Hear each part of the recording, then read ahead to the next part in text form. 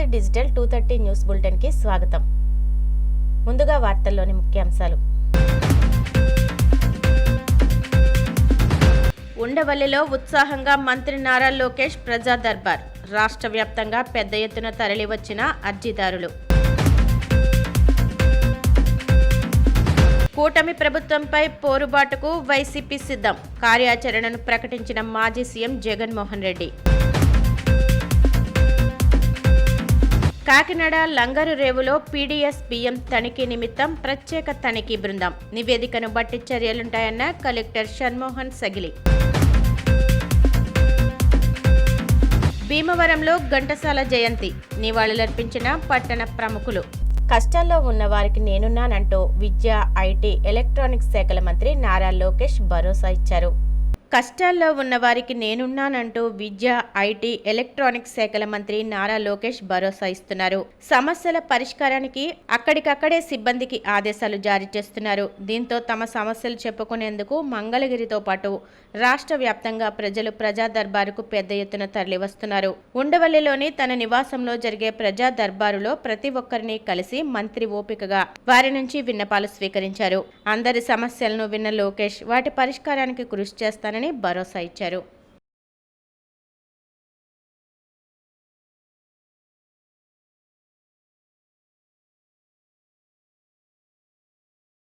రాష్ట్రంలో అన్ని వర్గాలను దగా చేస్తున్న కూటమి ప్రభుత్వంపై పార్టీ పరంగా పోరుబాటకు వైసీపీ అధినేత మాజీ సీఎం వైఎస్ జగన్మోహన్ రెడ్డి పిలుపునిచ్చారు.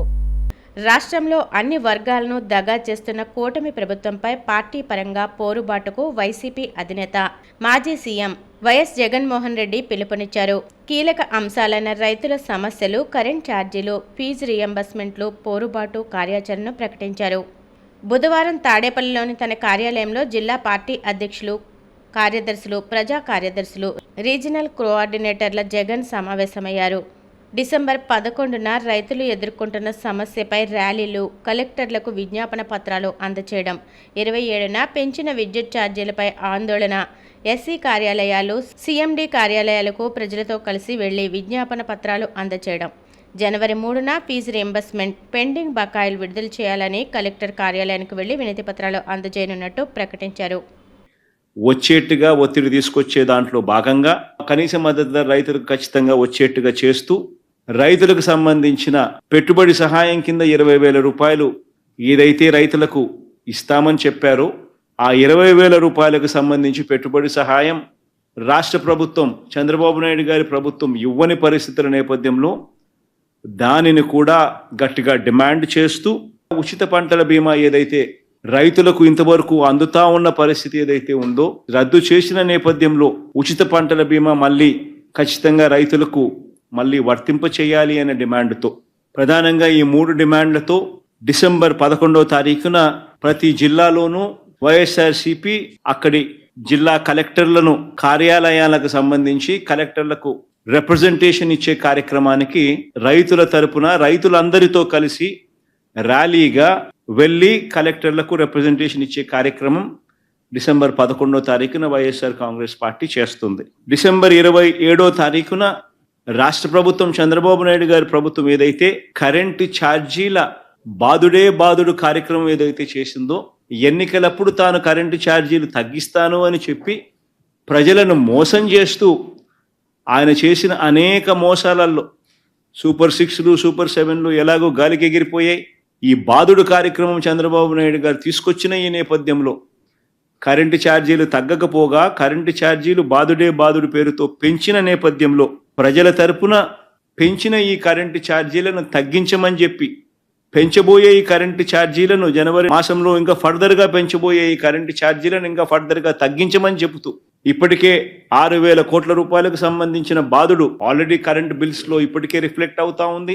మరో 9,000 కోట్ల రూపాయలకు సంబంధించిన బాదుడు ఈ నెల కరెంటు బిల్స్ లో, అంటే రేపు నెల వచ్చే కరెంటు బిల్స్ లో అది కూడా రిఫ్లెక్ట్ కాబోతా ఉంది. సో 15,000 కోట్ల రూపాయలు ఏదైతే చంద్రబాబు నాయుడు కరెంటు బిల్లులు ఏదైతే పెంచే కార్యక్రమం చేశాడో ఆ పెంచిన కరెంటు ఛార్జీలను వెనక్కి తీసుకోమని చెప్పి గట్టిగా డిమాండ్ చేస్తూ డిసెంబర్ 27వ తారీఖున ప్రతి జిల్లా హెడ్ క్వార్టర్స్ లోనూ ఎలక్ట్రిసిటీ ఎస్సీ ఆఫీసులకు, ఒకవేళ ఎస్సీ ఆఫీసులు లేని చోట్ల సీఎండి, ఎస్సీ ఆఫీసులు తో పాటు సిఎండి ఆఫీసులు ఉన్న కార్పొరేషన్స్ పరిధిలో ఏదైతే ఉంటాయో అక్కడ సిఎండి కార్యాలయాలు, ఇక్కడ వైఎస్ఆర్సిపి ప్రజల తరపున ప్రజలతో పాటు కలిసి భారీ ర్యాలీగా వెళ్ళి ప్రతి జిల్లాలోనూ వైఎస్ఆర్ కాంగ్రెస్ పార్టీ ప్రజల తరపున చంద్రబాబు నాయుడు గారి ప్రభుత్వాన్ని గట్టిగా డిమాండ్ చేస్తూ పెంచిన కరెంటు ఛార్జీలు ఉపసంహరించుకునేట్టుగా ఒత్తిడి తీసుకొచ్చే కార్యక్రమానికి డిసెంబర్ 27వ తారీఖున చేయబోతా ఉన్నాం.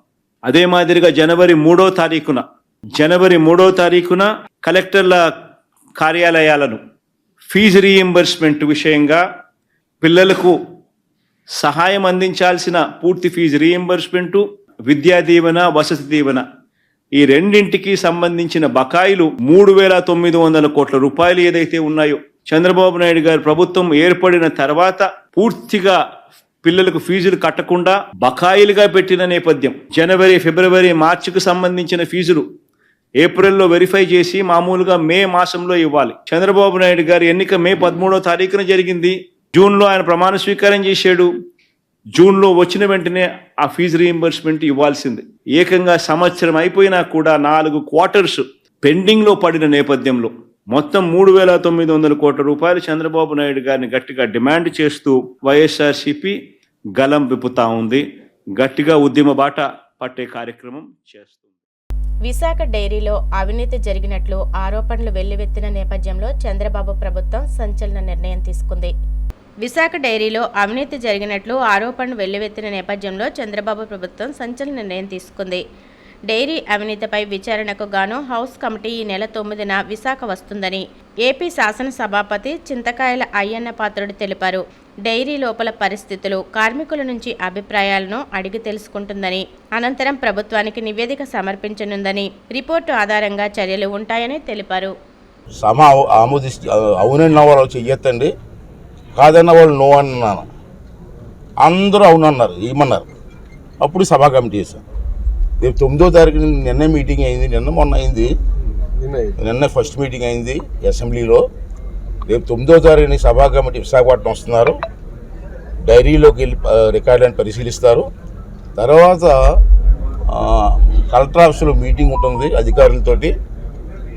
అక్కడికి వచ్చి రైతులు కానీ విశాఖ డైరీలో ఎంప్లాయీస్ కానీ ఎవరికి నష్టం జరిగినా వాళ్ళందరూ కూడా కమిటీని కలిసి వాళ్ళు ఫిర్యాదులు తీసుకోవచ్చు.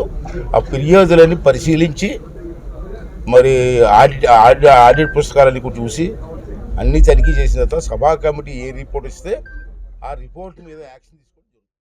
కాకినాడ లంగరు రేవులో నిలిపిన స్టెల్లా ఎల్ నౌకలోని కార్గో నౌకలో ఉన్న బియ్యాన్ని తనిఖీ చేసేందుకు ప్రత్యేక తనిఖీ బృందాన్ని నియమించినట్టు కలెక్టర్ షణ్మోహన్ సగిలి తెలిపారు. కాకినాడ లంగరు రేవులో నిలిపిన స్టెల్లా ఎల్ నౌకలోని కార్గో నౌకలో ఉన్న బియ్యాన్ని తనిఖీ చేసేందుకు ప్రత్యేక తనిఖీ బృందాన్ని నియమించినట్టు కలెక్టర్ షణ్మోహన్ సగిలి తెలిపారు. ఈ బృందంలో రెవెన్యూ, పౌర సరఫరాల శాఖ, పోలీస్, పోర్ట్, కస్టమ్స్ శాఖలు, సివిల్ సప్లైస్ కార్పొరేషన్ల నుంచి మొత్తం 10 మంది అధికారులను సభ్యులుగా నియమించినట్టు తెలిపారు. అధికారుల బృందం స్టెల్లా ఎల్ నౌకలో లోడ్ చేసిన బియ్యాన్ని నిబంధనల ప్రకారం తనిఖీ చేసి సమగ్ర నివేదిక అందజేయనున్నట్టు కలెక్టర్ తెలిపారు.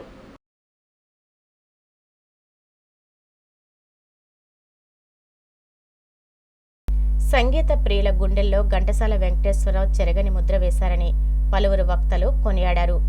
సంగీత ప్రియుల గుండెల్లో ఘంటసాల వెంకటేశ్వరరావు చెరగని ముద్ర వేశారని పలువురు వక్తలు కొనియాడారు. పద్మశ్రీ ఘంటసాల వెంకటేశ్వరరావు కాంక్ష విగ్రహ కమిటీ అధ్యక్షులు కొత్తపల్లి కోదండరామగాంధీ రాజు ఆధ్వర్యంలో ఉపాధ్యక్షులు వేగేసిన రంగరాజు, ప్రధాన కార్యదర్శి వివి రాధాకృష్ణమూర్తి నిర్వహణలో ఘంటసాల 102వ జయంతిని భీమవరం జేపీ రోడ్, ఆదర్శ నగర్, కాటన్ పార్క్ వద్ద నిర్వహించారు. ఈ సందర్భంగా పలువురు ప్రముఖులు ఘంటసాల విగ్రహానికి పూలమాలలు వేసి నివాళులర్పించారు. అనంతరం అన్నదాత sir Arthur Cotton, Veenam Veeranna దొర విగ్రహాలకు పూలమాలలు వేసి నివాళులర్పించారు. ఈ కార్యక్రమంలో కలిదండి గోపాలకృష్ణరాజు, కోపెల్లవారి సత్రం చైర్మన్ మంతెన రామ్కుమార్ రాజు, విష్ణుప్రియ సుబ్బరాజు, కె సీతారామరాజు పాల్గొన్నారు.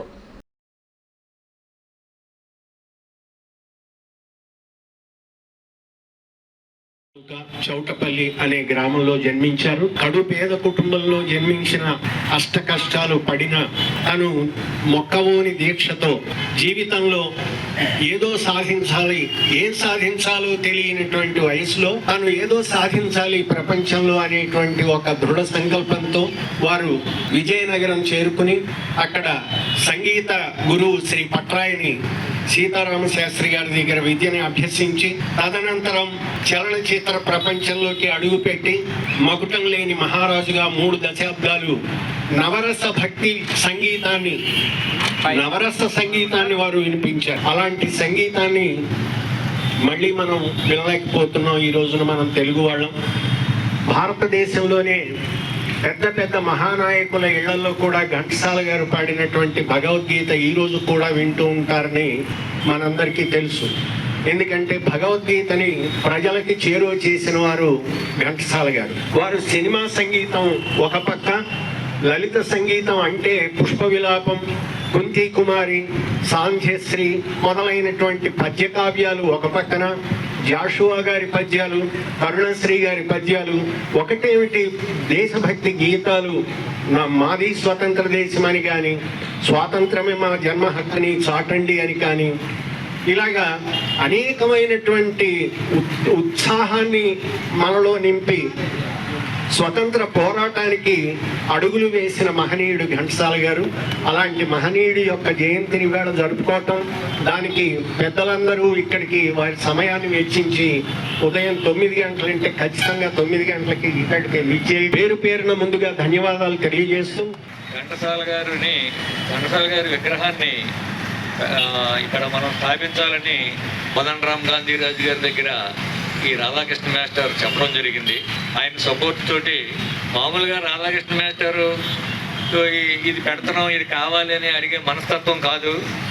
ఆయన ఘంటసాల గారి గురించి ఆయనకి తెలిసినంతగా భీమవరంలో వేరే వాళ్ళకి తెలియదేమో అనే అభిప్రాయం అయితే నాకుంది.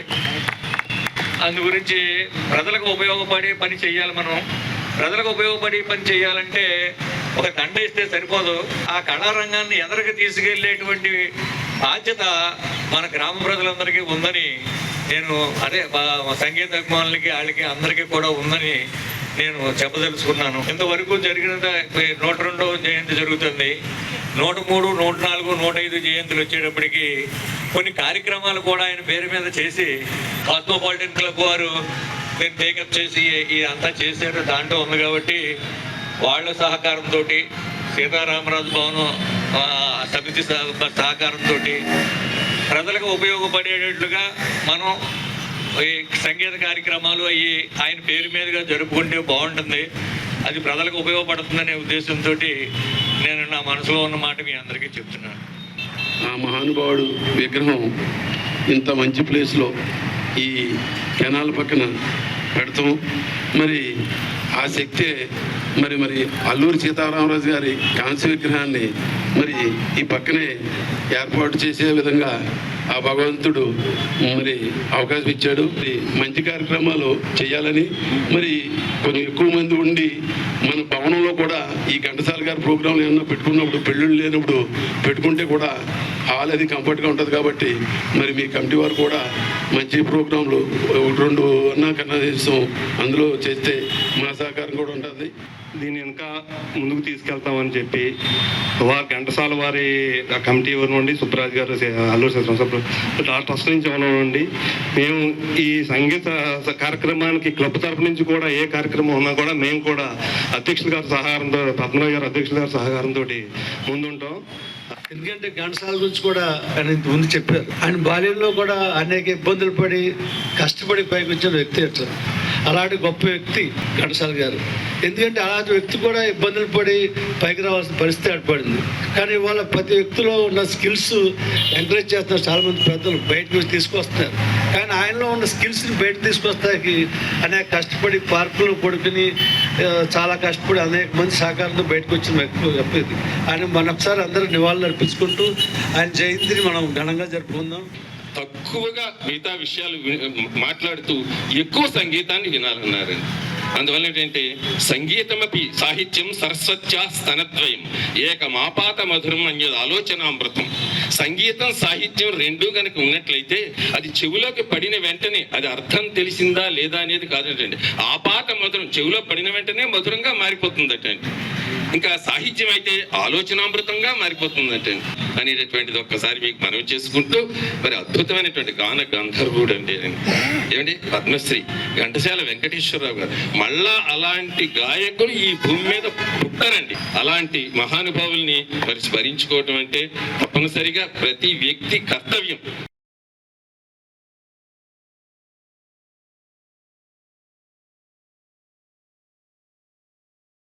ప్లాస్టిక్ వాడకం అనర్థమని చెప్పినా వెనుకపోవడం దారుణమని, ప్లాస్టిక్ నిషేధాన్ని చిత్తశుద్ధిగా నిర్వర్తించాలని Bhimavaram Aditya English medium school principal T Srinivas పేర్కొన్నారు. ప్లాస్టిక్ వాడకం అనర్థమని చెప్పినా వెనుకపోవడం దారుణమని, ప్లాస్టిక్ నిషేధాన్ని చిత్తశుద్ధి నిర్వర్తించాలని Bhimavaram Aditya English medium schools principal T Srinivas పేర్కొన్నారు. పశ్చిమ గోదావరి జిల్లా భీమవరం పురపాలక సంఘం శ్రీ విజ్ఞాన వేదిక సంయుక్త ఆధ్వర్యంలో విద్యార్థులతో ప్లాస్టిక్ నిషేధ అవగాహన ర్యాలీ నిర్వహించారు. ప్రిన్సిపల్ శ్రీనివాస్ మాట్లాడుతూ బాలల నుంచి ప్లాస్టిక్ నిషేధంపై మార్పు రావాలని తమ పాఠశాల విద్యార్థుల ద్వారా తల్లిదండ్రులకు తెలియజేస్తున్నామని అన్నారు. సంఘ సేవకులు చెరుకువాడ రంగసాయి మాట్లాడుతూ పాఠశాల ప్లాస్టిక్ రహిత సమాజంపై పోటీలు నిర్వహిస్తామన్నారు. ఈ కార్యక్రమంలో 35వ ward Janasena in charge Koppinedi Bobby, municipal secretaries JDL Krishnakumari, D Adilakshmi, B Pavani, Srinivas తదితరులు పాల్గొన్నారు.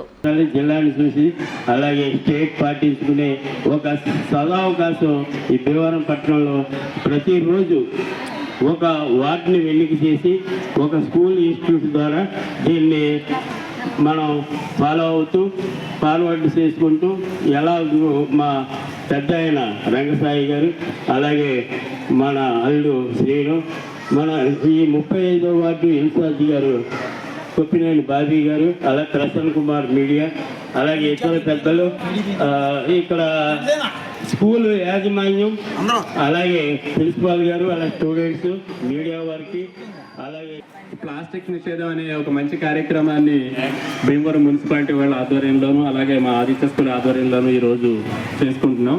అంటే యాక్చువల్గా ఇది ఈ రోజు చేసుకోవాలి రేపు చేసుకోవాలి అనేది కాదు, ప్రతిరోజు ప్రతి నిత్యం ప్రతి ఒక్కరూ ఎవరికి వాళ్ళు అంటే మనం అందరం చేద్దాం అనేది కాకుండా నేను మొదలు పెడితే నాతో పాటు మిగతా వాళ్ళు, అలాగే నేను సైతం అంటూ ప్రతి ఒక్కరూ ముందుకు వచ్చి ఈ ప్లాస్టిక్ నిషేధాన్ని చేస్తే మొత్తం పర్యావరణాన్ని అంతా కాపాడిన వాళ్ళు అవుతాం. తద్వారా భావితరాలకి మనకి మన భావితరాలు పూర్వతరాలు వాళ్ళు ఏమి ఇచ్చారో అది మనం భావితరాల వారికి జాగ్రత్తగా అందజేయాల్సిన బాధ్యత మన అందరికీ ఉంది. అందరం ప్లాస్టిక్ నిషేధించాలని మనస్ఫూర్తిగా కోరుకుంటూ, ప్లాస్టిక్ నిషేధించాలని మరి ప్రపంచవ్యాప్తంగా ఈ నానుడు ఉంది. కానీ ఏమైనా మనం ప్లాస్టిక్కే వాడతాం. ఎందుకంటున్నారు? ఇండియా ఏంటంటే ఎవరు చెప్పింది మనం చేయకూడదు అనే పాలసీలో ఉంది మన ఇండియా ప్రజలంతా కూడా. రోడ్డు మీద ఎడం పక్కన నడవమంటే కుడి పక్కనే వెళ్తాం, రోడ్డు మీద ఉమ్మ ఏంటంటే ఇక్కడే వేస్తాం. అమ్మ బాలికలారా, మీరు భావి తరాల్లో మరి భావి పౌరులు, మీరు ఎటువంటి పరిస్థితులను కూడా ప్రభుత్వ నిబంధనలను మనం పాటించాలి. మరి Aditya English medium high school ఇలాంటి కార్యక్రమాలు స్వచ్ఛందంగా చేస్తూ ఉంటారు. భీమవరం పురపాలక సంఘం మరియు జిల్లా కలెక్టర్ చదలవాడ నాగరాణి గారు, అలాగే జేసీ రాహుల్ కుమార్ రెడ్డి గారు దీనికి ఆదిత్యం ఆధ్వర్యం వహిస్తున్నారు. దీన్ని ప్రతి వారలా కూడా ప్రచారం చేసుకుంటూ వస్తున్నాం. ప్రతి ఇంట్లోనూ కూడా తెలియజేసుకోవాలి. ఎందువల్లంటే బాల్యం నుంచి విద్యార్థుల నుంచి ఈ కార్యక్రమం చేయటం వల్ల వాళ్ళలో చైతన్యం వస్తుంది. భావితరంలో ఈ ప్లాస్టిక్ పోతుందనే ఉద్దేశం మీద ఆదిత్య స్కూల్ వారు ఈ కార్యక్రమాన్ని ఏర్పాటు చేశారు. ఆదిత్య కృష్ణరాజు గారికి, ప్రిన్సిపాల్ శ్రీనివాస్ గారికి, స్టాఫ్ అందరూ తెలియజేస్తూ మరి ముఖ్యంగా మున్సిపాలిటీ వారి కార్యక్రమం చేస్తారు. అయితే ఎవరిలో ఒకళ్ళు పెళ్లి నెలలో గంట కడతారు, మిగతా వాళ్ళంతా దాన్ని ఫాలో అవ్వాలి. వాళ్ళు చేస్తున్నారులే వెళ్ళిపోతున్నారులే వ్యాలీ చేశారు అని అంటున్నారు. అలా కాకుండా ప్లాస్టిక్ నిషేధిద్దాం, పర్యావరణం కాపాడదాం. ఇప్పటికే ప్లాస్టిక్ వినియోగం వల్ల పర్యావరణం పూర్తిగా దెబ్బతింటుంది. మరి రాబోయే రోజుల్లో మనం ఈ సమస్యలను ఎదుర్కోవాలంటే ఎప్పటి నుంచే కూడా ప్లాస్టిక్ నిషేధంపై మరి ప్రతి ఒక్కరు కూడా అవగాహన కలిగి మరి పర్యావరణం రక్షించుకునేటువంటి భాగంగా భీమవరం పురపాలక సంఘం, అలాగే భీమవరం ఉన్నటువంటి స్వచ్ఛంద సంస్థలన్నీ కూడా ఈరోజు అవగాహన కార్యక్రమాలు ఏర్పాటు చేసి ముఖ్యంగా విద్యార్థులు, అలాగే వారి తల్లిదండ్రులు, అలాగే వ్యాపారస్తులు, అన్ని రంగాల వారికి కూడా అవగాహన కలిగిస్తూ పూర్తిగా ప్లాస్టిక్ కవర్లు అనేవి మనం ముందుగా వాటర్ మానివేసి వ్యాపారస్తులను ఇబ్బంది పెట్టకుండా భీమవరం 2వ పట్టణంలో ఉన్నటువంటి Aditya English medium school, Aditya public school వారి ఆధ్వర్యంలో ఇక్కడ అవగాహన ర్యాలీ విద్యార్థులతో ఏర్పాటు చేయడం జరిగింది. మరి ఈరోజు ఈ కార్యక్రమంలో పాల్గొన్నటువంటి సెంట్రల్ ఎలక్ట్రిసిటీ రెగ్యులేటరీ కమిషన్పై ఏపీసీసీ చీఫ్ చర్మిల సంచలన లేఖ రాశారు. సెంట్రల్ ఎలక్ట్రిసిటీ రెగ్యులేటరీ కమిషన్పై ఏపీసీసీ చీఫ్ చర్మిల సంచలన లేఖ రాశారు. ఏపీలో అదానీ గ్రూప్ కంపెనీ విద్యుత్ కొనుగోలు ఒప్పందం రాష్ట్ర ప్రయోజనాలకు విఘాతం కలిగించేలా ఉన్నందున ఒప్పందాన్ని రద్దు చేయాలని లేఖలో విజ్ఞప్తి చేశారు. ఈ ఒప్పందాల వ్యవహారంలో అదానీ ద్వారా అప్పటి సీఎం జగన్కు 1750 కోట్ల ముడుపులు అందాయని అమెరికా దర్యాప్తు సంస్థ నిర్ధారించిందని పేర్కొన్నారు. ఈ ఒప్పందాల వల్ల గత ప్రభుత్వం ఏపీ ప్రజలపై వేల కోట్ల భారం మోపిందని లేఖలో తెలిపారు.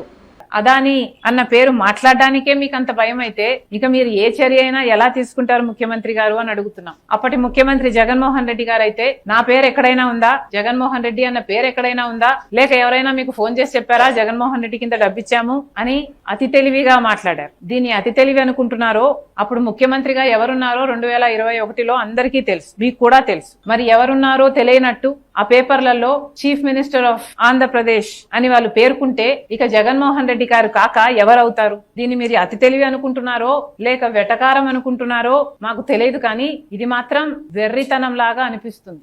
ఈ వెర్రివాడ 5 సంవత్సరాలు మన రాష్ట్రాన్ని పాలించింది అని ప్రజలు అనుకోగలరు. జాగ్రత్త.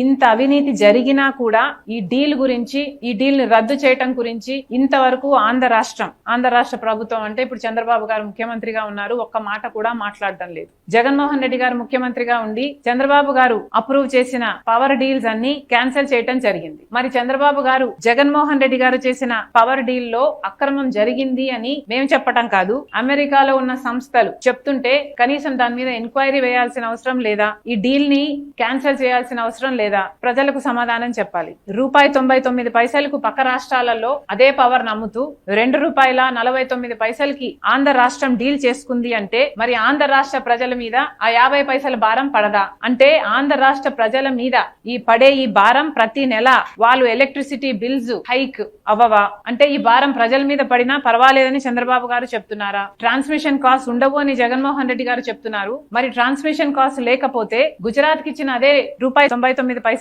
మన రాష్ట్రానికి కూడా ఎందుకు ఇవ్వలేదు? ఆ 50 పైసలు మాత్రం ఎందుకు ఎక్కువ చెల్లిస్తున్నారు? మీరు చెప్తున్నారు ట్రాన్స్మిషన్ కాస్ట్ ఉండవు అని, కానీ మీ హయాంలోనే మీ దగ్గర పనిచేసిన విద్యుత్ శాఖ వాళ్ళే ₹70 ట్రాన్స్మిషన్ కాస్ట్లు పడతాయి, హిడెన్ కాస్ట్లు పడతాయని వాళ్ళు చెప్తుంటే మరి దీని మీద మీరేం సమాధానం చెప్తారు? చంద్రబాబు గారు ఏం ఎంక్వైరీ వేస్తారు? అసలు ఏ యాక్షన్ తీసుకోకపోతే ఈ భారం అంతా పడేది ఆంధ్ర రాష్ట్ర ప్రజల నెత్తి మీద కదా. ఎలక్ట్రిసిటీ బిల్స్ హైక్ అయ్యేది ఆంధ్ర రాష్ట్ర ప్రజలకు కాదా? మరి ఇంతమంది నాయకులు ఉండి, ఇంతమంది ఎమ్మెల్యేలు ఉండి ప్రజల మీద ఇంత భారం పడుతుంటే మరి మీకు కనీసం చీమ కుట్టినట్టయినా లేదా? అది కూడా 25 ఏళ్ల పీరియడ్ కోసం మీరు లాకిన్ చేశారు ఈ ప్రైస్ ని. అంటే 25 సంవత్సరాలు ఈ భారం ఆంధ్ర రాష్ట్ర ప్రజల నెత్తిన పడాల్సిందే. ఒకప్పుడు సోలార్ పవర్ చార్జెస్ ₹9 ₹10 ఉన్నాయి కొన్ని సంవత్సరాల క్రితం. ఇప్పుడు దాని చార్జెస్ ₹1.99 అని ఆ ప్రైస్ కే గుజరాత్ వాళ్ళు సైన్ చేసుకున్నారు అని అర్థమవుతుంది. ఒకప్పుడు ₹10 ఉన్న చార్జెస్ ఇప్పుడు ₹1.99 పడిపోవడం జరిగింది. మరి 2 సంవత్సరాలలో ఆ ₹1.99 కాస్త 50 పైసలకే పడిపోతుందేమో, రూపాయికే పడిపోతుందేమో. ఆ అడ్వాంటేజ్ ప్రజలకు మీరు పాస్ ఆన్ చేయరా? ప్రజలు మాత్రం ₹2.49 కట్టాల్సిందేనా? ఎందుకు కట్టాలి? మరి ఇదేమైనా డీల్ పట్టిన పీడ? జగన్మోహన్ రెడ్డి గారేమో చంద్రబాబు గారు చేసుకున్న పవర్ డీల్స్ ని క్యాన్సిల్ చేసేశారు. అసలు లాంగ్ టర్మ్ డీల్స్ చేసుకోకూడదు అన్నారు జగన్మోహన్ రెడ్డి గారు. మరి ఈయన 25 సంవత్సరాలకు లాంగ్ టర్మ్ డీల్ ఎందుకు చేసుకున్నారో జగన్మోహన్ రెడ్డి గారు సమాధానం చెప్పాలి. ఏ బేసిస్ మీద చంద్రబాబు గారు డీల్స్ ని క్యాన్సిల్ చేశారు జగన్మోహన్ రెడ్డి గారు మనకు తెలియదు. కానీ తెలిసిన విషయం ఏమిటంటే ఏ డీల్ లోనైనా ఒక అవినీతి జరిగింది అన్న ఆరోపణలు ఉంటే ఆ డీల్ ని క్యాన్సిల్ చేసే అవకాశం ఉంది. మరి ఈ డీల్ లో ఇంత స్పష్టంగా అక్రమం జరిగింది, అవినీతి డబ్బు చేతులు మారింది అని FBI చెప్తుంది. FBI చెప్పక ముందు మీకు కూడా తెలుసు కదండి. మీ మంత్రి గారే పయావుల్ కేశవ్ గారు కేసు కూడా వేశారు కదా, ఇది చాలా పెద్ద కుంభకోణం, ఆంధ్ర రాష్ట్ర ప్రజలకు అన్యాయం జరుగుతుంది. అప్పుడు అంతంత గట్టిగా అరిచారు. మరి ఈ డీల్ ని ఎందుకు క్యాన్సిల్ చేయటం లేదు? అవినీతి జరిగిందని మీకు మీకు తెలుసు. మీకు తెలియడమే కాకుండా FBI వాళ్ళు కూడా దాన్ని నిర్ధారించారు. మరి ఇన్ని ఆధారాలు ఉండి కూడా ఈ డీల్ ని మీరు క్యాన్సిల్ చేయటం లేదు అంటే ఎందుకు చేయటం లేదు అని అడుగుతున్నాం. మీకు కూడా ఏమైనా డబ్బులు అందాయా? చంద్రబాబు గారు సమాధానం చెప్పాలి. జగన్మోహన్ రెడ్డి గారేమో చంద్రబాబు గారి డీల్స్ ని అంత సునాయసంగా క్యాన్సిల్ చేశారు. కానీ చంద్రబాబు గారికి మాత్రం ఇంత పెద్ద డీల్ ని ఇన్ని అవకతవకలు ఉన్నాయని తెలిసి కూడా ఈ అదాని డీల్ ను క్యాన్సిల్ చేయడానికి సంకోచిస్తున్నారు. రాజమహేంద్రవరంలో పోలీసులు తన పట్ల వ్యవహరించిన అమానవీయ తీరును దళిత యువకుడు పులి సాగర్ మాజీ సీఎం వైఎస్ జగన్మోహన్ రెడ్డి దృష్టికి తీసుకువెళ్లారు. రాజమహేంద్రవరంలో పోలీసులు తన పట్ల వ్యవహరించిన అమానవీయ తీరును దళిత యువకుడు పులి సాగర్ మాజీ సీఎం వైఎస్ జగన్మోహన్ రెడ్డి దృష్టికి తీసుకువెళ్లారు. వైసీపీ కేంద్ర కార్యాలయంలో జగన్ను పులిసాగర్ కలిశారు. పులిసాగర్కు పూర్తి స్థాయిలో వైసీపీ అండగా ఉంటుందని హామీ ఇచ్చారు. ఈ ఘటనపై జాతీయ మానవ హక్కుల కమిషన్కు, జాతీయ SC/ST కమిషన్కు ఫిర్యాదు చేయాలని పార్టీ నేతలకు జగన్ సూచించారు. హైదరాబాద్ పరిధిలోని కూకట్పల్లి KPHP ఆల్మండ్ హౌస్ వద్ద ఘోర రోడ్డు ప్రమాదం చోటు చేసుకుంది. హైదరాబాద్ పరిధిలోని కూకట్పల్లి KPHP ఆల్మండ్ హౌస్ వద్ద ఘోర రోడ్డు ప్రమాదం చోటు చేసుకుంది. టిప్పర్ కింద పడి సెక్యూరిటీ గార్డ్ రమేష్ మృతి చెందాడు. యూటర్న్ తీసుకుంటున్న టిప్పర్ని తప్పించబోయి రమేష్ వెనుక చక్రాల క్రింద పడ్డాడు. గచ్చిబౌలిలో విధులు ముగించుకుని గాజుల రామారం వెళ్తుండగా ఈ ఘటన చోటు చేసుకుంది.